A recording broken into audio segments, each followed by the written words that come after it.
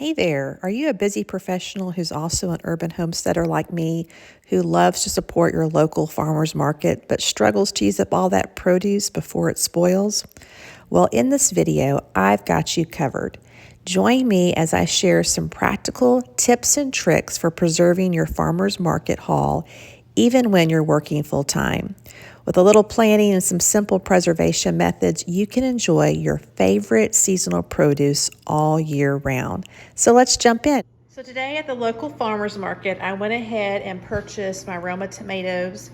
My tomato plants are not doing well. They'll flower and then that's it. What I want to do with these, I'm going to put these in the freezer to be able to can later for spaghetti sauce.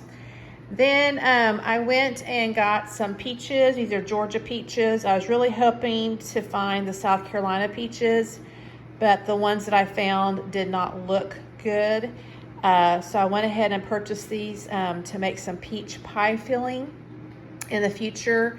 I also bought some cabbage from the same person that sold me the tomatoes. My plan here is to make my own coleslaw. I got the mix to put into it, so that will be for a future meal this week.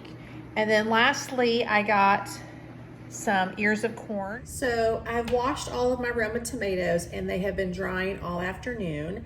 I actually forgot that I had a church event tonight, so I'm gonna put these in freezer bags, which I had already planned to do, but I thought I might get to some of the processing today to make them into spaghetti sauce. That's not gonna happen. So we are going to just label the bag with today's date. And then I'm gonna put what they are. It should be quite obvious, but this is just a habit that I get into. And we will see how many tomatoes we can fit. We don't wanna overcrowd them because we don't want them to burst or explode. We just want a single layer of them. But I'm really looking forward to making spaghetti sauce out of it. I'm planning to use the herbs that I've used, grown in my garden, like basil and oregano, maybe some parsley, as I'm processing these. All right. Different things that I have read is that I will put these in the freezer like this, and then tomorrow, after they've been sitting in the freezer for 12 hours, I can come back and push some of this air, the remaining air, out.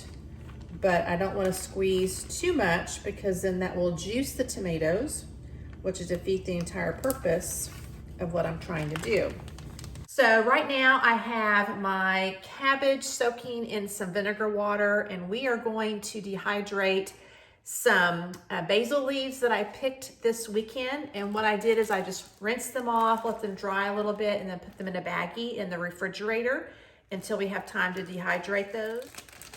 All right, so I have my tray in here and I have this little screen that I put down. This really is great for the herbs. This is a Presto dehydrator that I bought several years ago on Amazon. Basil in this particular dehydrator, I find it takes about an hour to an hour and a half to dehydrate. And what I am doing is I'm just taking them off of the larger stem here and placing them down. You want to make sure they're in single layers.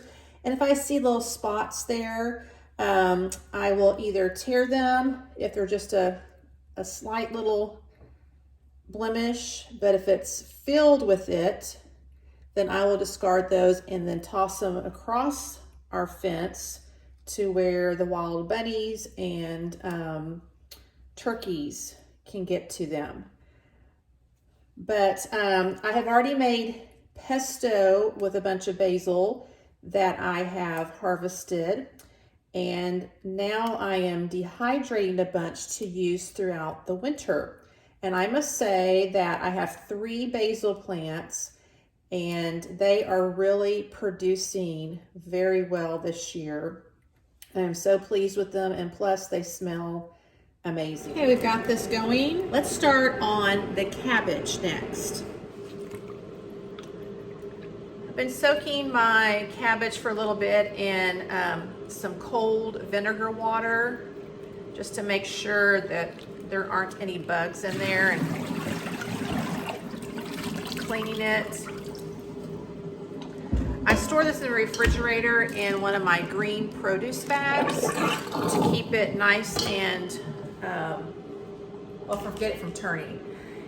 I normally would put this in my sink, but my sink and I were struggling to get it to stop with the water. So I'm going to be making homemade coleslaw for tonight's dinner, and I'm going to be using my own food processor to cut it rather than buying the pre-packaged stuff from the farmer's market from Saturday, and it's still nice and crisp. Drain some of this water, and we will cut this up to put it into the food processor. I was first time ever doing this. These just like this so that I can put them into the top of my food processor to grate. Let's try a few and see if I'm getting the right thickness of these. I'm going to do a test with a folded up leaf. Put it in the top. Got it on grate.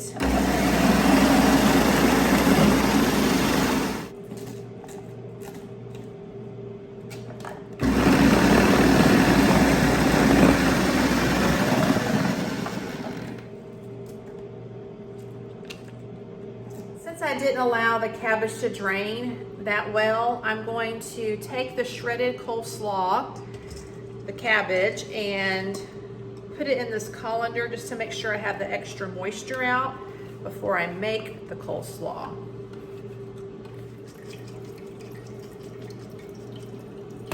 Take just a bowl, transfer this goodness into this bowl.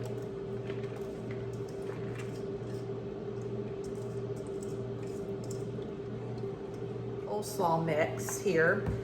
And so I am going to add a little bit of this to my shredded cabbage. Let's start with a couple of big spoonfuls, maybe one more.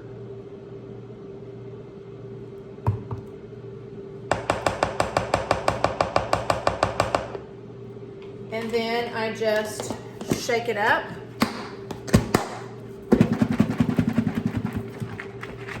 All right, let's see.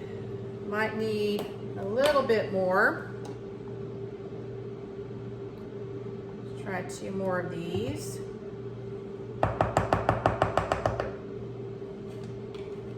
And let's shake it up some more.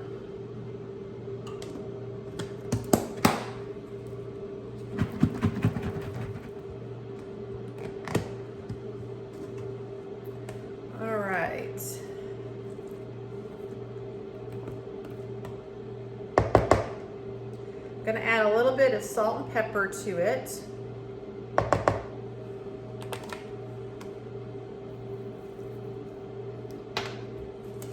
I start out really small, and I can always add more to it.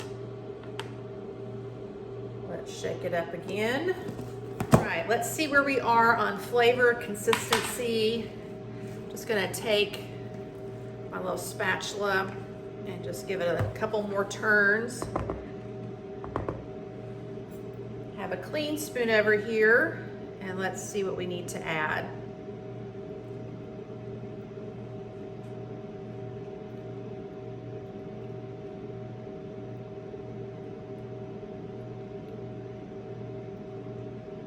May have to add a little salt and pepper. Add some more salt and pepper. And we are going to give it another couple shakes. Good arm workout. So, all right, taste test number 2.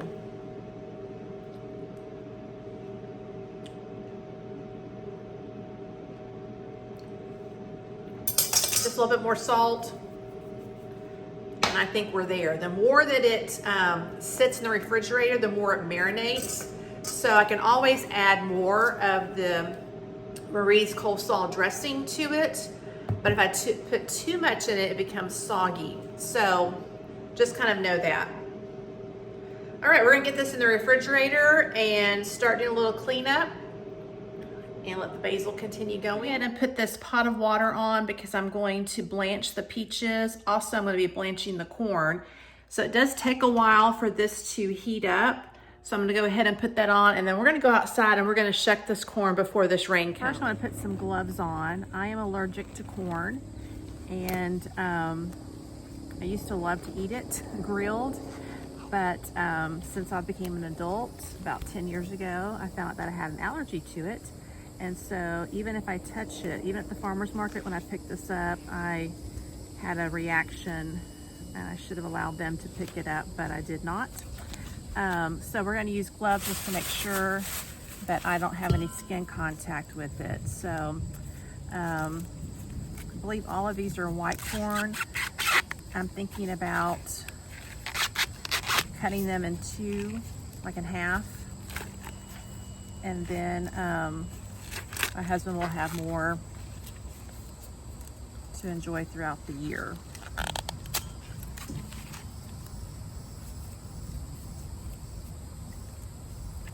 Probably hear that thunder going on. So I'm trying to get these out of the husk, and we'll do some more desilking inside. Back inside, I'm gonna put a new pair of gloves on. I took the other ones off as I was coming in. And we are going to desilk this, and we'll put it in this container here to blanch.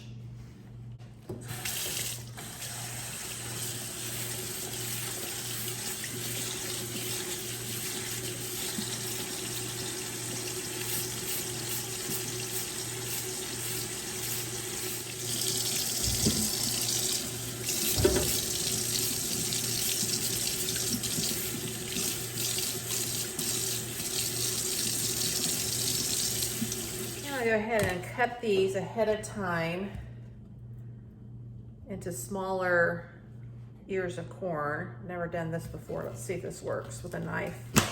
Oh yeah. And then I'll cut off some of the top. Make sure it's really desilk. If not, I will wash it again.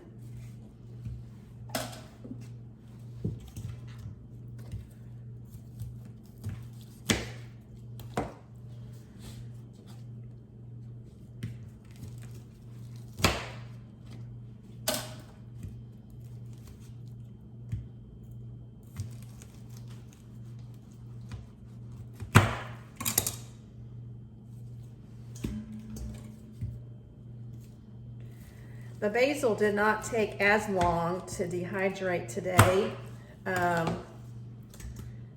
so that is good. So it's ready for us to put up into a mason jar that I have already set aside for with all my dehydrated basil. Got one more.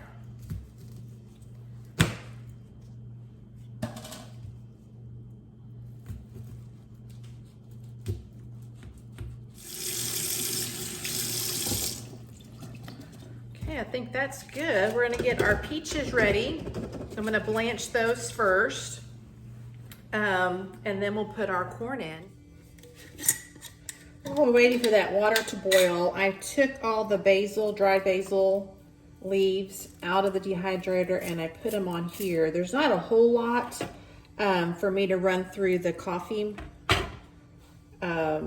grinder that I usually do, so I'm just gonna kind of break them up with my fingers. You can see how dry they are, and I'll just add them to my mason jar.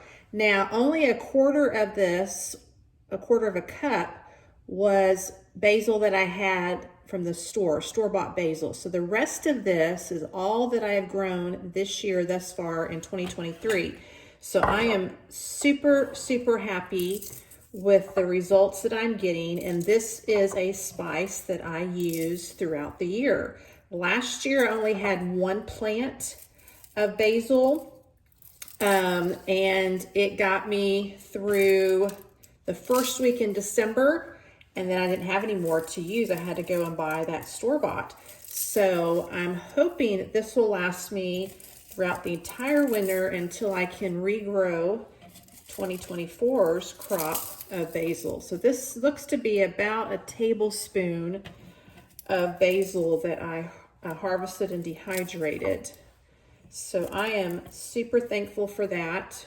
I think I have the herbs mastered now. Now if I could just grow tomatoes, that would be wonderful. But the farmer that I bought my tomatoes from on Saturday said that the heat has been just atrocious for tomatoes. So added that. Now let's go check the water and see if we're ready to put those peaches in to blanch. So I have my peaches ready. What I simply did was made an X on the bottom with a knife, just to barely pierce the skin. This is almost to a boil. I also have some ice water. You don't want just cold water, you want ice water. So I had this block of ice from a party that I did several months ago, and it kind of is all clumped together. So I thought this would be a great way to use it. But you want it ice cold. So we are going to put these in here shortly. We're getting close to a boil, and then we can get these processed. We got a good steam on this. I think it's ready. We are going to put these in here for a minute. I'm going to use a slotted spoon to make it a little easier to get them in and out. Once I put them in, I will start my timer. And what I'm planning on doing is, with these, is to go ahead and cut them up and put them in freezer bags to use to make my jar my peaches later on. So let's start the minute timer. And get these started. And we're gonna submerge these into our cold water. Take this ice out. Now let's come back up to a boil for the corn. And I'm gonna get some of this ice out, and then we'll process these peaches. Okay, so I put the ice over here. I told you it's all clumped together. It was hard to get in. So I'm just getting these peaches in until they have cooled down, and then I'll put them on this towel to dry. Let's see how this water's doing. Just maybe a little bit more. Okay, we are going to get these corn pieces in here. Again, we're going to blanch them for about 6 minutes.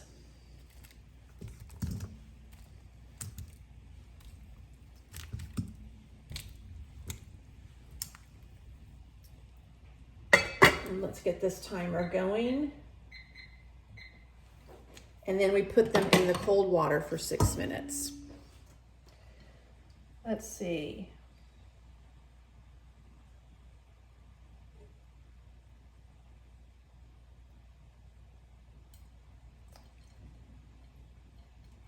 Yeah, they're peeling nicely. So I'm going to put them over here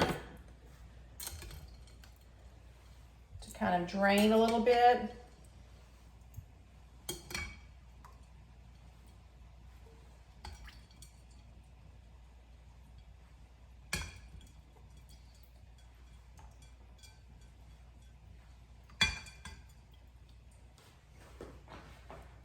So I'm going to go ahead and transfer these to my cutting board so we can get these cut up and put in freezer bags. Have about a couple more minutes on the corn, and then we'll get those out. Yeah, these are looking good. See how they turn just slightly this yellowish color? And we will begin transferring it to the cold water here for another 6 minutes. So this is just stopping the enzyme process But these are going to be great for my husband. He'll really enjoy those.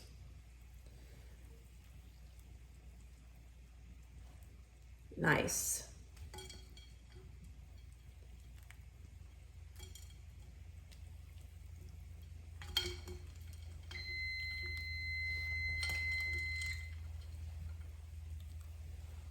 Turn that stock pot off.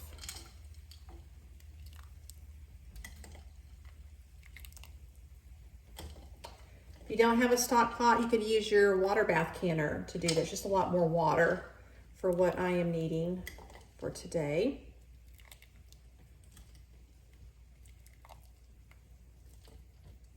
And then what I think I'm gonna do is put this block of ice on top to get some of these submerged down. And we'll start that timer for another 6 minutes. Let's process these peaches. So we're just gonna gently peel back the peels. Let me get a bowl that I have used all day. That's where the corn was, and I can put this in here and take these out to the critters outside. And just gently peel these back. Look how nicely that is. That's done. And I'm going to use the same knife that I scored the bottom of these peaches to use to cut them. If I notice any bad spots, I will take those off as well.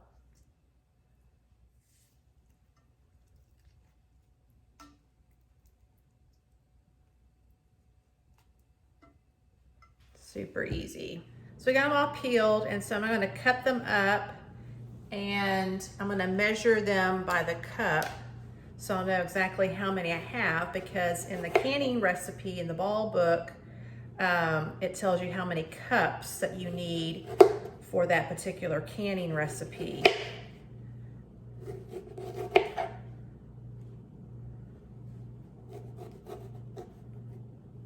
Let's see.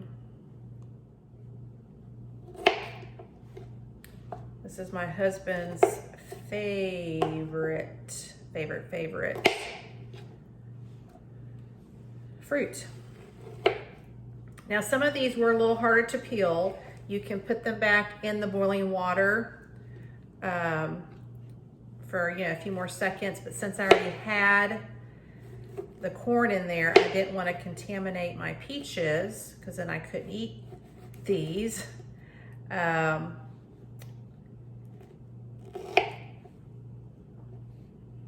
And so I just cut the peels off with this paring knife. So I have 4 cups already in this bowl here. And I had about 8 peaches. Some of them were medium, some were small. The bigger ones were definitely easier to cut and get more of this flesh from around the pit. I am curious if any of you have put the pits in like boiling water to make any kind of syrup. I'm not sure if that's even a thing. I guess I need to research that. But if you have, I would love for you to comment below. So let's see what we can get here. We may just have 4.5 cups.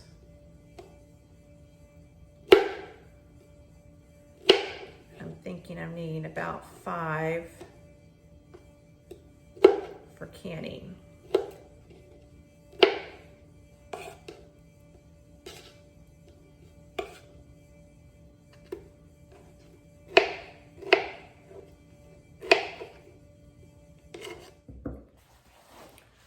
I've got it sealing. I'm just gonna put them all in one bag. I have my little Sharpie here. I'm gonna put today's date.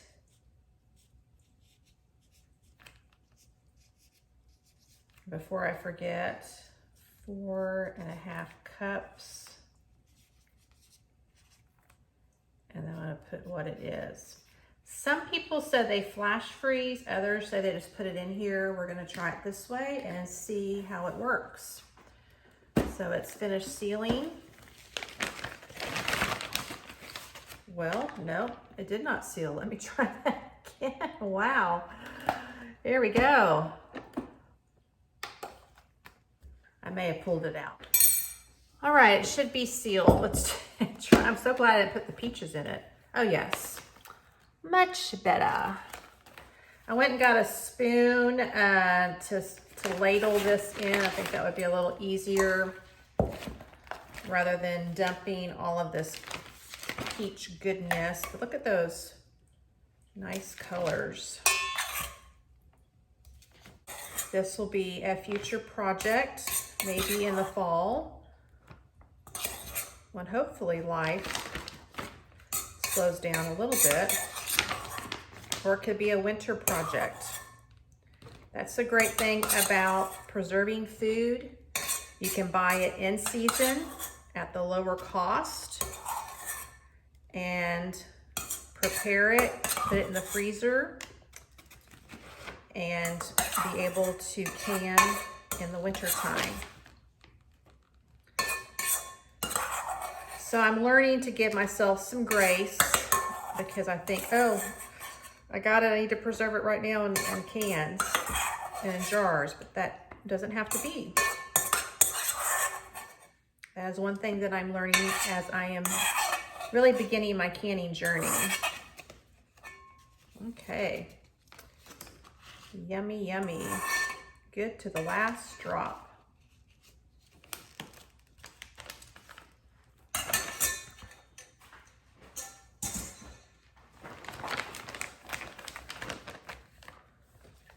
Right, we'll get some of this off so that when I seal, we don't have all this coming out. This is moist, so I want to choose the moist selection on here. And we're gonna vacuum seal this. All right. So we got these yummy peaches. Now we're gonna preserve, I'm gonna do 1 ear of corn per package because that's all my husband will eat. I love how the cutter and everything is in one.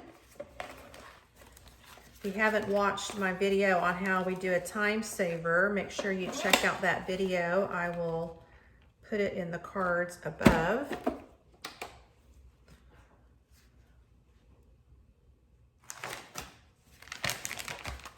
Okay, we got them all bagged up. I did put 2 ears in one because it had this corn that kind of was spaced out, so I wasn't sure how that would taste.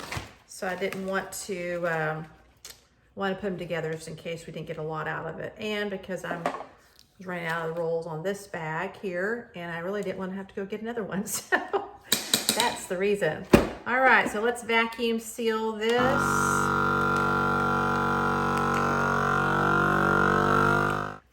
So thank you so much for hanging out with me today. I hope this has been an encouragement to you. If we do work outside the home and we're in a different season of life, we can just do a little bit each and every day. I hope you have a wonderful day, and until next time, happy cooking, and I'll see you in the next video.